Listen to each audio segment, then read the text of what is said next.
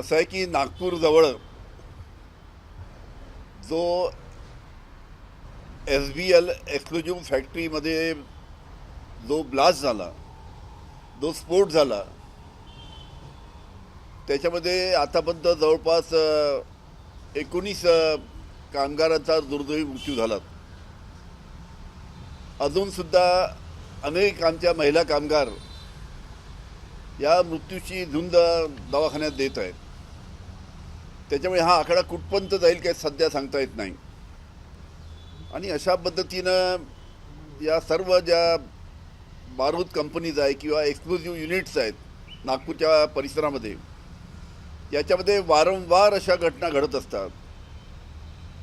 पण जी केंद्रीय संस्था आहे पेसो आणि राज्य शासनाची जी संस्था आहे डिश आणि लेबर ऑर्गनायझेशन महाराष्ट्र शासनाचं, यांच्या अक्षम्य दुर्लक्षामुळे अशा पद्धतीचे अपघात या ठिकाणी होत आहे.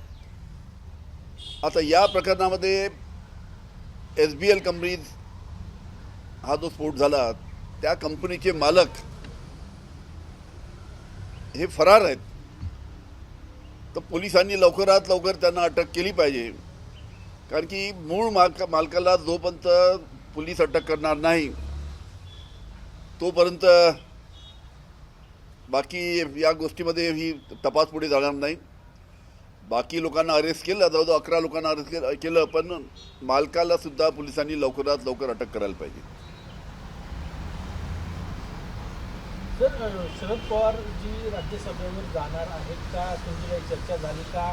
कारण की काँग्रेस म्हणते आम्हाला मिळावं, आदित्य ठाकरे म्हणतात अजून काही ठरलं नाही, काय चाललं?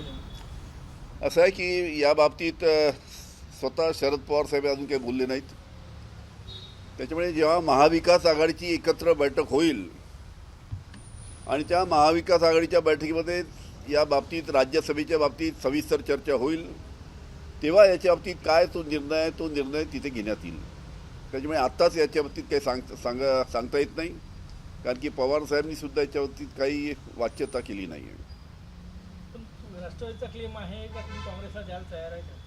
पाहू ना, आता एकदा बैठक झाल्यानंतर सर्व पक्षाची एकत्र महाविकास आघाडीच्या बैठक झाल्यानंतर चर्चा करून त्यामध्ये निर्णय होईल. नामांकन दाखल करण्यासाठी फक्त काहीच तास शिल्लक आहेत, 1 दिवस शिल्लक आहे. अशा वेळेस काही केली पाहिजे असं वाटतं, किंवा पवार साहेब कदाचित प्रकृती कारणावरून लढणार नाहीत असं वाटतं? ठीक आहे ना, अजून वेळ आहे, अजून 6 तारखेला वेळ आहे. आजची 4 तारीख आहे, 3 दिवस आहे अजून. त्याच्यामुळे सर्व नेते मंडळी महाविकास आघाडीची एकत्र बसतील. आपण राज्याचे शिक्षण मंत्री पण होतात एक ठिकाणी, ज्या पद्धतीनं पेपर फूट प्रकरण हाताळण्यात आलेलं आहे, काय? असं आहे की पेपर फुटीचं प्रकरण जे पुढे आलेलं आहे त्याच्यामध्ये जे काही संस्थेचे संस्थापक, शिक्षक, काही अधिकारी या सर्वांचा त्याच्यामध्ये समावेश आहे आणि एकत्र रॅकेट करून अशा पद्धतीनं पेपर फुटीचा कार्यक्रम झालेला आहे. आणि याच्या बाबतीत चौकशी झाली पाहिजे आणि जो दोषी आहे त्याच्यावर कारवाई झाली पाहिजे.